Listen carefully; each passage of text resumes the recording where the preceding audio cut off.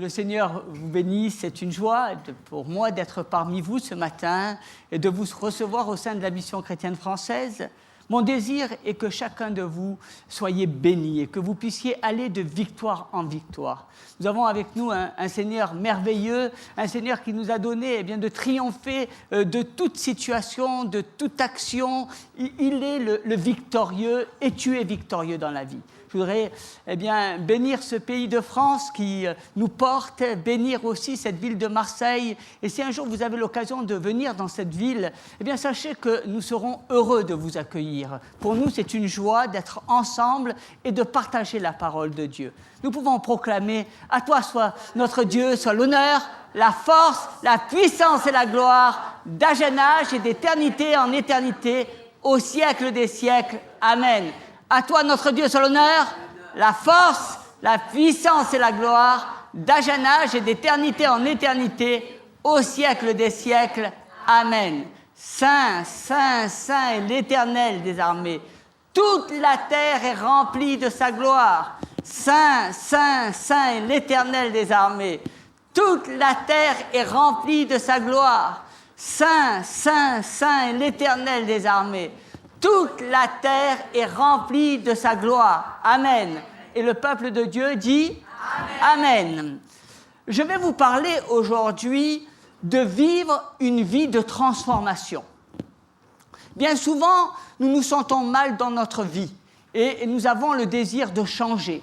Changer de travail, changer d'époux, de partenaire, changer de façon de vivre. Il y a souvent dans nos cœurs cet état d'esprit de changement, vouloir changer, vivre une vie de changement. Où il y a ceux qui regardent toujours aux autres et qui sont là à regarder la vie de ceux qu'ils côtoient, de leur famille. Ils sont focalisés sur leur vie et finalement, s'ils vivent certaines situations, c'est toujours par rapport aux autres et ils ont le désir de voir ces personnes changer et changer de vie. Et je voudrais vous dire que Dieu n'est pas le Dieu du changement, il est le Dieu de la transformation. Beaucoup ont changé de religion. Ils sont passés de la religion catholique à la religion protestante et finalement, ils vivent maintenant, aujourd'hui, les mêmes choses et les mêmes situations, les mêmes troubles et les mêmes angoisses. Parce que ça a été un changement, mais pas une transformation. Dieu nous invite à être transformés. Il nous appelle à vivre une vie de transformation. L'Épître aux Romains, au chapitre 12, verset 2, nous dit « Soyez transformés par le renouvellement de l'intelligence. » Il y a là une transformation. Je ne vis pas une vie de changement, je ne cherche pas le changement pour le changement, parce que je sais que le changement ne m'apportera rien. Mais si je recherche une vie de transformation, alors il y aura une vie de renouvellement, et mon intelligence sera renouvelée, et je vivrai les choses avec une autre vision de la vie.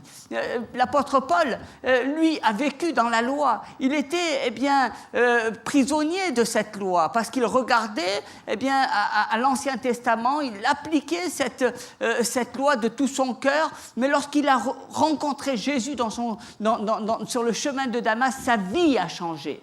Il y a eu non plus un changement, mais il y a eu une transformation. C'était plus le même homme. C'était un homme qui voyait les choses avec d'autres yeux, qui pensait avec d'autres pensées. Il n'était plus resté sous l'image de la loi, bien que Jésus ait tout accompli la loi, mais il regardait à la grâce et il y avait véritablement une transformation. Cet homme qui était un guerrier, cet homme qui était quelqu'un qui amenait les hommes et les femmes à se soumettre à la loi par la force, a été amené à devenir un homme rempli de l'amour de Christ, un homme qui manifestait l'amour aux autres et qui a amené des hommes et une multitude d'hommes et de femmes à connaître Jésus. Moi je bénis le Seigneur. Bien souvent, nous voulons changer et le changement ne nous amène pas forcément d'entrer dans notre destinée. On pense que si je vais changer de travail, ça ira mieux. On pense que si je change d'amis, peut-être les choses vont changer, ma vie va changer et ça ira mieux dans ma vie. On pense que souvent, on se pose des questions et on se dit, je vis peut-être avec telle ou telle personne, et si je vivais avec une autre personne, eh bien, ça irait mieux et je pourrais rentrer dans ma destinée. Il n'y a pas là, eh bien, une vérité. Le changement ne nous amène pas à vivre et à rentrer dans notre destinée. C'est la transformation, c'est ce que nous sommes et que nous recevons de l'intérieur. C'est la façon dont nous voyons les choses qui, eh bien, nous amène à vivre une vie où nous pouvons rentrer dans notre destinée. Il y a là, eh bien, une transformation. Jésus a fait de nous de nouvelles créatures. Beaucoup de chrétiens vivent mal leur foi et se retrouvent souvent dans des conflits. Pourquoi? Parce qu'ils pensent que lorsqu'ils ont reçu Jésus, ils ont changé de vie, ils ont changé de foi et que tout doit être transformé et qu'ils doivent recevoir le bonheur. Non. Lorsque tu reçois Jésus dans ton cœur, c'est le royaume de Dieu qui rentre dans ta vie. Et tu deviens un enfant de Dieu. Et tu as une identité en Christ. Et tu deviens une nouvelle création. Et tu deviens une nouvelle créature. Il y a une transformation. Une transformation dans tes pensées. Parce que la parole de Dieu, eh bien, elle nous éclaire. Elle nous montre, eh bien, tout ce qui était faux, tout ce qui nous maintenait dans l'obscurantisme. Elle nous amène à voir la vérité. Elle nous renouvelle jour après jour. La parole est une parole de révélation. Il y a là, eh bien, une transformation. La parole ne va pas sans effet. La parole, lorsque nous la recevons, elle nous transforme et elle nous amène à vivre une nouvelle vie, à rentrer dans une nouvelle vie, à revêtir d'autres vêtements. C'est ce que la parole, eh bien, nous amène à vivre jour après jour. Être cette lampe qui nous conduit dans toute la vérité. Être cette lampe qui nous donne de rentrer dans notre destinée. Moi, je bénis le Seigneur pour cela. Trop de gens pensent que changer, ça leur fera changer de peau. Non, notre transformation, elle est de l'intérieur. Elle est dans nos pensées. Comment tu penses? De quelle manière tu vois les choses? Comment tu observes la vie? Est-ce que tu vois les choses comme un catholique qui est resté figé, qui a changé simplement de religion? Ou est-ce que tu regardes la parole? Est-ce que tu regardes Jésus? Et est-ce que tu vois tout ce que le Seigneur te montre? Moi, j'aime ça. J'aime parce que Jésus nous a donné une vision qui est bien plus grande que ce que nous percevons. Et Jésus est venu nous libérer de tous ces liens, de toutes ces chaînes, de tout ce qui nous tient captifs. Finalement, on regarde toujours et on pense que le diable est là devant nous. En effet, le diable est là devant nous parce qu'il est le prince de ce monde. C'est lui qui dirige, c'est lui, eh bien, qui nous a donné des enseignements, la raison. Et c'est lui, eh bien, qui nous conduit et souvent qui efface, eh bien, ses pensées en Christ. Mais lorsque j'ai reçu Jésus, lorsque je me suis tourné vers le Seigneur, lorsque, eh bien, la parole de Dieu est entrée en moi, lorsque je demeure dans la parole de Dieu, alors à ce moment-là, il y a une transformation. Et la parole de Dieu est en moi et la parole de Dieu est toute puissante. Et je ne vis pas selon, eh bien, le prince du mensonge, mais je vis, eh bien, selon ce berger qui nous donne toute la vérité et qui nous a tracé le chemin. Moi, je bénis cela. Et je vous bénis dans le nom de Jésus afin que vous puissiez vivre ces choses-là. À regarder toujours les autres et à être focalisé sur vos enfants, sur vos amis, sur ce que les autres vivent. Finalement, vous savez, ça vous amène à quoi? À vivre une vie de jugement. Vous êtes toujours là à regarder ce qui va et ce qui ne va pas. Vous êtes toujours là à critiquer, à murmurer contre les autres. Vous n'acceptez plus les personnes, mais vous êtes simplement là en train de les juger en fonction de leur comportement ou de leur attitude. Et c'est souvent ce que je vois et c'est souvent à ce que j'assiste dans la vie des personnes. Toujours cet esprit de critique, toujours cet esprit de murmure, toujours, eh bien, ce regard sur les autres qui finalement n'amène pas, eh bien, à la liberté en Christ, qui n'amène pas l'homme à vivre dans sa destinée, mais qui amène beaucoup plus un châtiment, celui, eh bien, de la culpabilité, celui du jugement, celui, eh bien, de ces esprits d'infériorité. Et je voudrais qu'on regarde à Jésus, hein, à Jésus qui nous a donné une identité. Il n'est pas venu venu pour juger le monde, il est venu pour sauver le monde. Et c'est à cela que nous devons être focalisés, à sauver. Et lorsque nous rentrons dans l'identité en Jésus-Christ, eh bien, nous regardons à ses vêtements. Nous sommes des enfants de Dieu. Nous avons été créés par Dieu. Nous sommes une créature merveilleuse de Dieu. Et Jésus a payé nos fautes. Il a payé nos transgressions. Et il nous a donné de revenir à lui, afin de marcher en nouveauté de vie.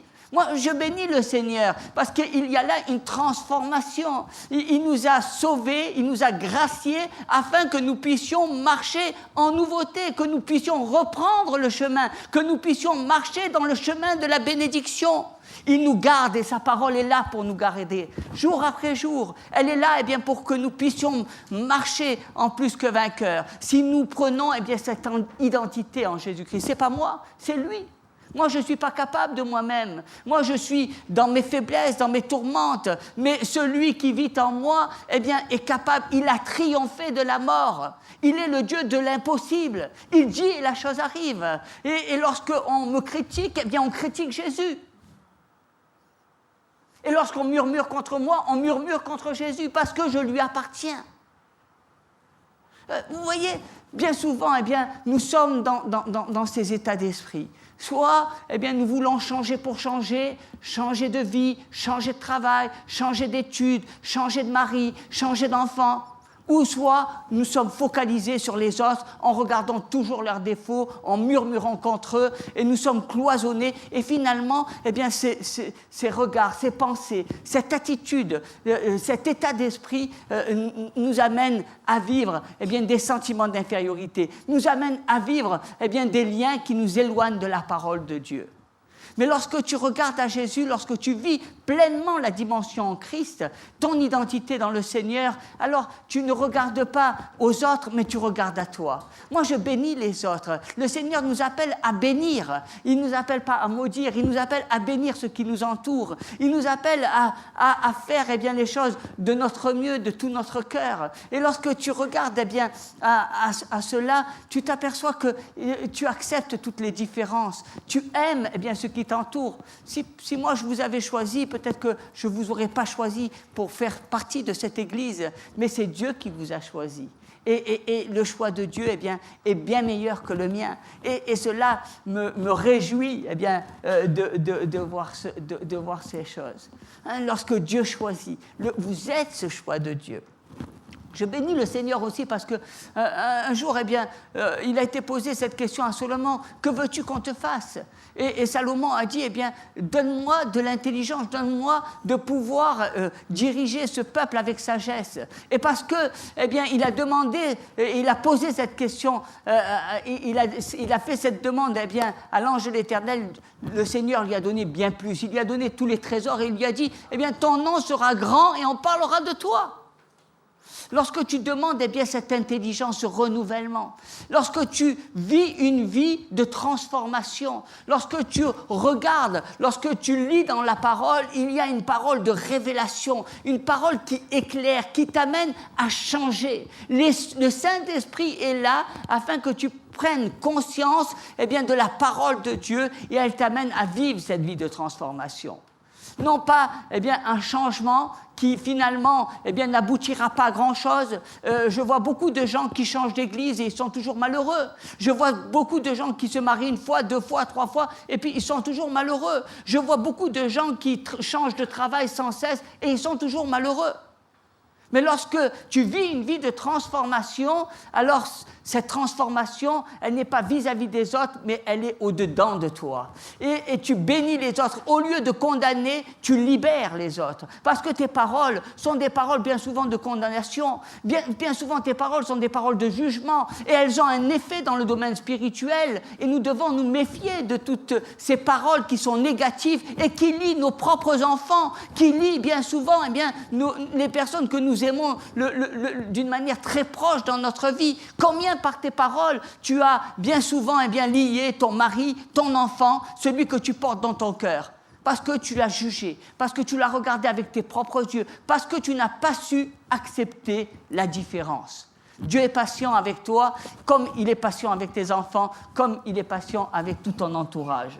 Et je dirais qu'il y a là, et la parole de Dieu, elle est là pour nous renouveler notre intelligence. Moi, je bénis le Seigneur pour cela, parce que bien souvent, on nous tient dans un certain obscurantisme, on trouve tout normal.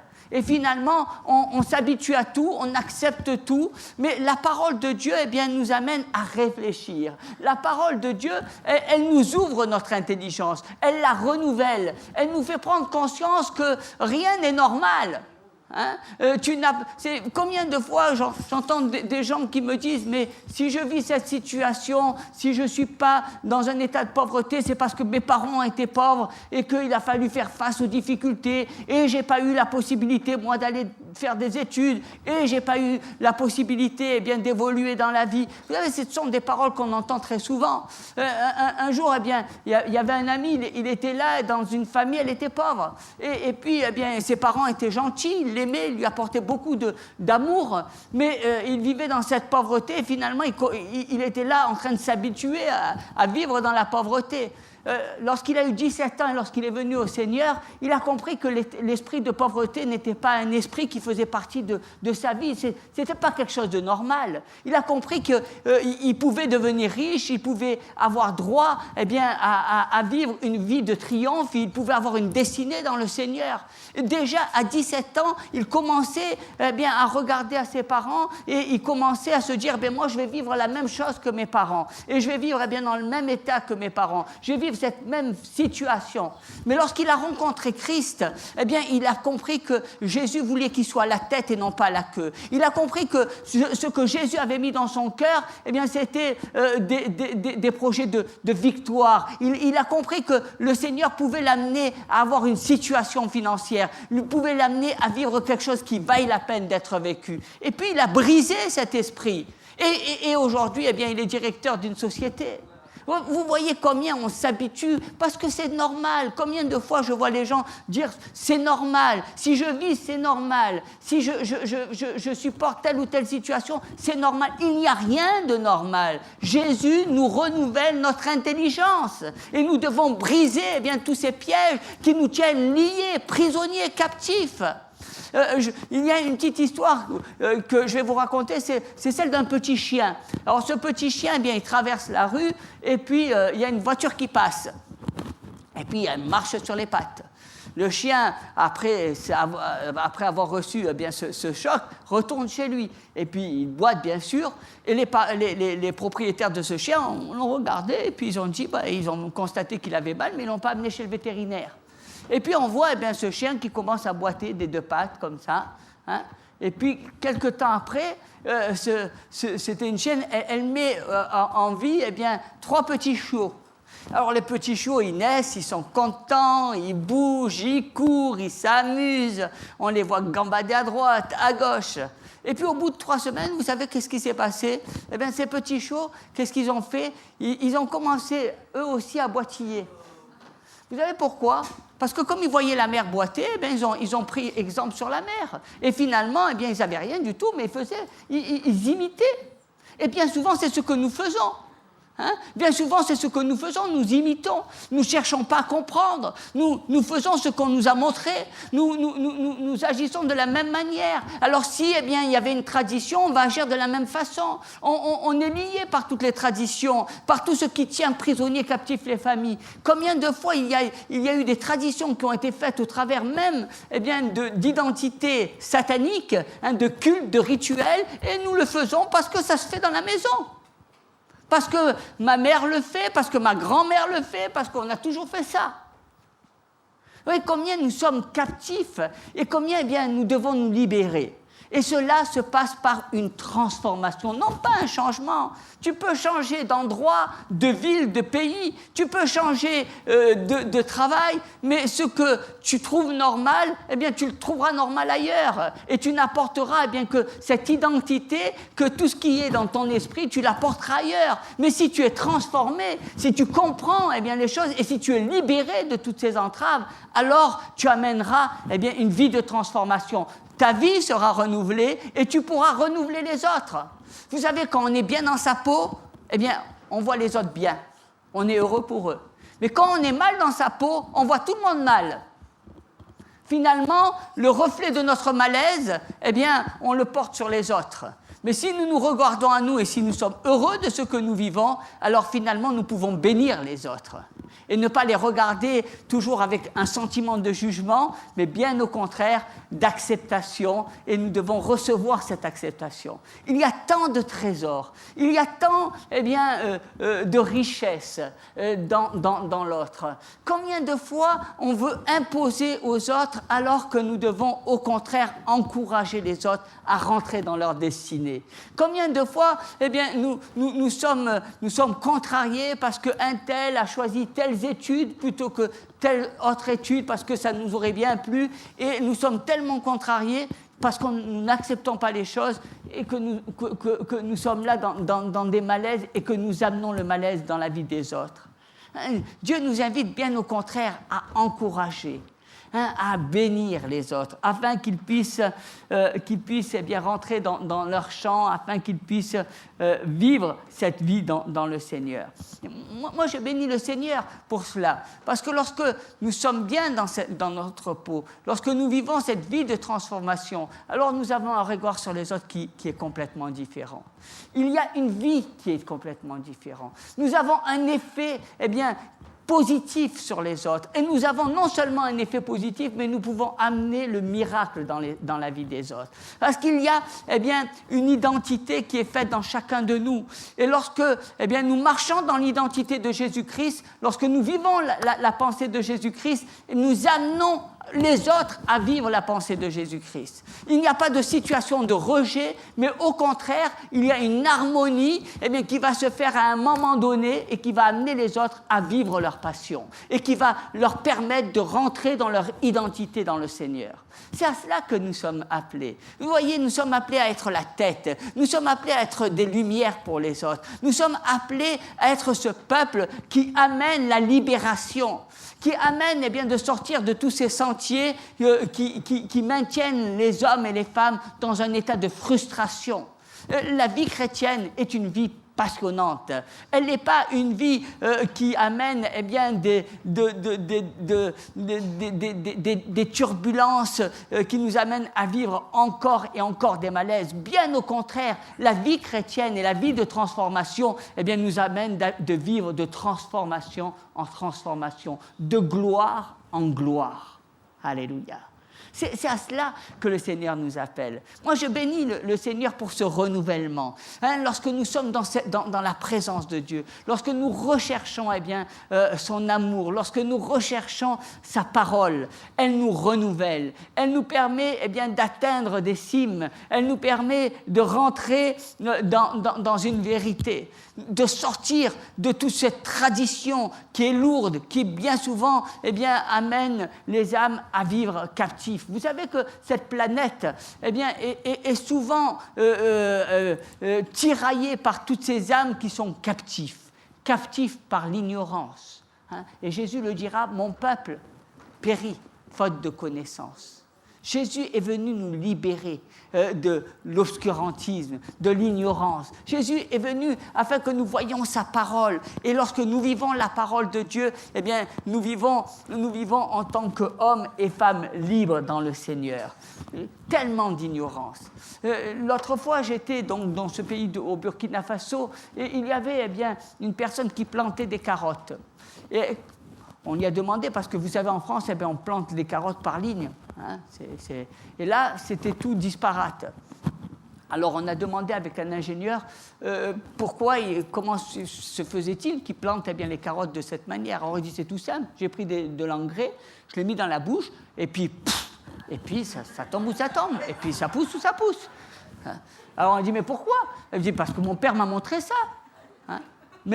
Et l'ingénieur s'est mis à taper sur l'épaule de ce jeune homme. Il lui a dit, mais tu ne sais pas ce que tu fais. Tu ne sais pas, tu es ignorant de ce que tu fais. Tu es en train de mettre dans ta bouche des engrais. Et ces engrais, il y a des produits toxiques. Et dans 10 ans, tu seras atteint du cancer si tu continues comme ça. Et tu vois tes enfants, et ta femme sera veuve.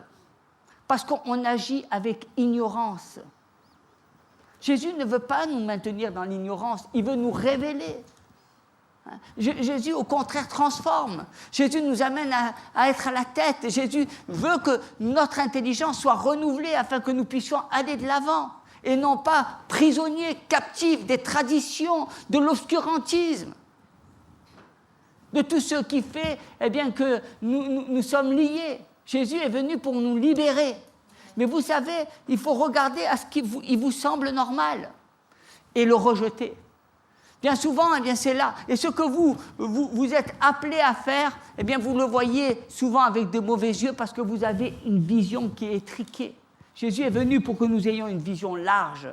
Il n'est pas venu pour que nous soyons étriqués dans notre esprit. Il est venu afin que nous amenions le bonheur autour de nous. Il nous a donné cette fonction, cette vocation à amener le bonheur, à donner du bonheur, à vivre le bonheur. Parce que nous portons Jésus-Christ et il nous l'a donné de le donner sans retenue. Nous sommes toujours à vouloir donner aux autres, mais de telle ou telle manière, quantifier notre amour, quantifier notre encouragement. Nous sommes toujours là, je dirais, avec cette réserve.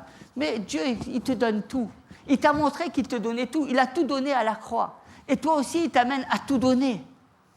Quand tu donnes tout, sans retenue, alors à ce moment-là, tu vois la gloire de Dieu se manifester dans ta vie et sur les autres. Quel est le plus beau bonheur? Sinon de voir les autres heureux. Ceux qui t'aiment, être heureux. C'est cela, c'est cette identité à laquelle Dieu nous appelle, à vivre ce bonheur qui est en nous, autour de nous, et à le donner aux autres, afin qu'ils puissent le vivre aussi, afin qu'eux aussi, ils puissent sentir cela.